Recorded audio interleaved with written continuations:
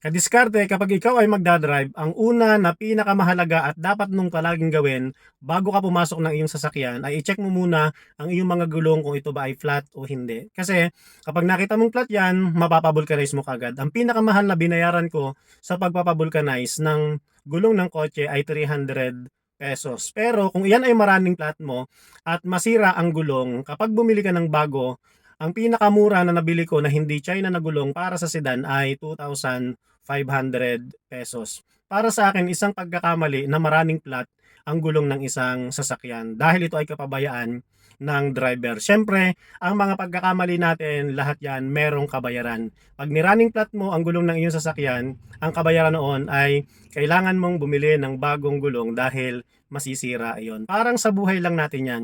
Sa mga kasalanan na nagagawa natin, lahat ng ito ay merong kabayaran. Pero nais kong ipaalala sa iyo ang salita ng Panginoon sa aklat ng mga taga-Roma, chapter 6, verse 23. Ganito ang sinasabi. Sapagkat ang kabayaran ng kasalanan ay kamatayan, ngunit ang kaloob ng Diyos ay buhay na walang hanggan sa pamamagitan ni Kristo Jesus na ating Panginoon. Marahil nagkakasala nga tayo, pero ang maganda nating gawin sa mga kasalanan na ating nagawa, ihingi natin ng tawad sa ating Panginoon, pagsisihan natin ito at tayo patatawarin ng ating Panginoon. Kung mayroon kang tanong sa aking mga itinuro ngayon, pwede mo i-comment yan sa ating comment section at sasagutin ko yan.